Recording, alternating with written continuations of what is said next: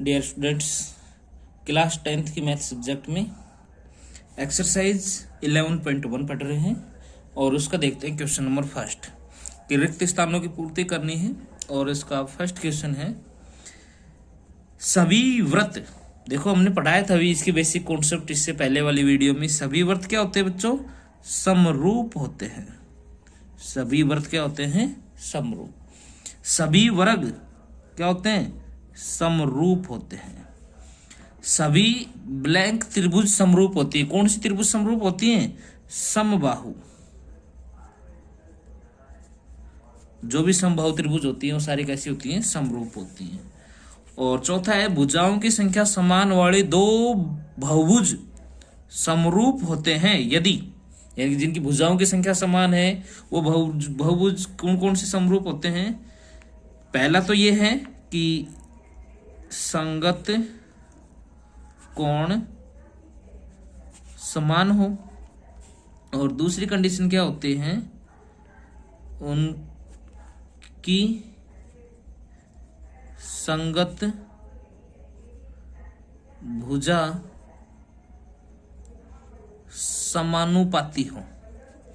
संगत भुजा समानुपाती हो।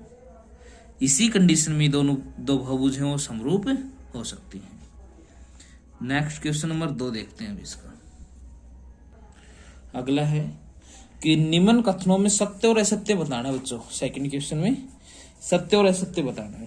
पहला है दो सर्वोंगसम आकृतियां समरूप होती हैं।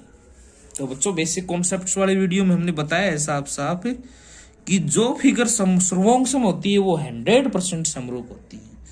तो कथन कैसा हो जाएगा बच्चों आपका? सत्य। देखते हैं सेकंड। दो समरूप आकृतियां सर्वोंगसम होती हैं। तो बच्चों ये जरूरी नहीं है। सर्वोंगसम है तो समरूप होगी 100%, लेकिन समरूप है तो ये कंडीशन जरूरी नहीं है कि सर्वोंगसम होंगी।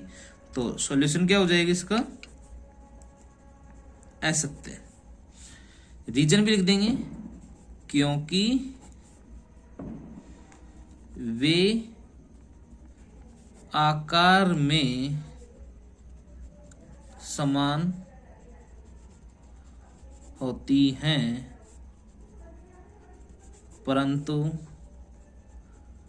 माप में समान नहीं होती है। आकार में तो समान होंगी लेकिन जरूरी नहीं है वो माप में समान होंगी। अगर माप में भी समान हो तो ही जाके वो सर्वोंगसम बनती है। देखते हैं नेक्स्ट इसका क्वेश्चन नंबर 3। दो बहुभुज समरूप होते हैं यदि उनकी संगत भुजाएं समानुपाती हों। तो अगला ये बोल रहा है कि दो बहुभुज समरूप होंगी यदि उनकी संगत भुजाएं कैसी हों? समानुपाती हों। तो बच्चों इसके लिए भी हम नहीं बोल सकते। क्यों नहीं बोल सकते? क्योंकि ये आधी बात बताता है। सॉल्यूशन क्या हो जाएगा?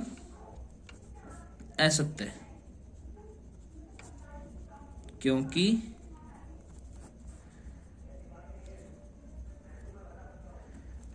बहुभुज की समरूपता के लिए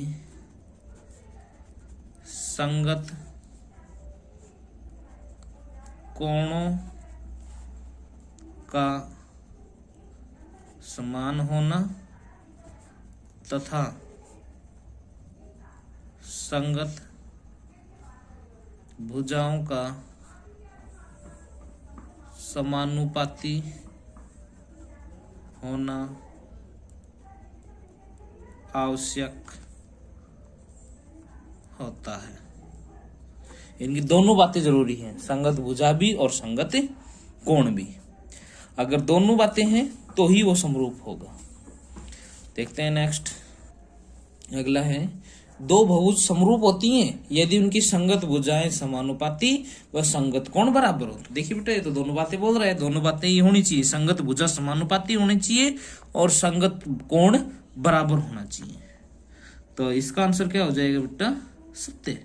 क्योंकि दोनों बातें बोल रहा है तो डेफिनेट कैसा होगा? सत्य ही होगा। और 5वां देखते हैं दो बहुभुज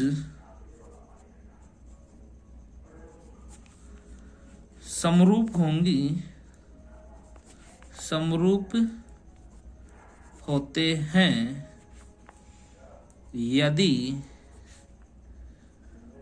उनके संगत कोण बराबर हो। तो ये तो आधी बात बोल रहा है, इसलिए क्या हो जाएगा बच्चों, ये असत्य हो जाएगा, असत्य, क्योंकि बहुभुज को समरूप होने के लिए संगत कोण समान व संगत भुजा समानुपाती होनी आवश्यक होती है। संगत कोण समान होनी चाहिए और संगत भुजा कैसी होनी चाहिए, समानुपाती होनी आवश्यक होती है। धन्यवाद।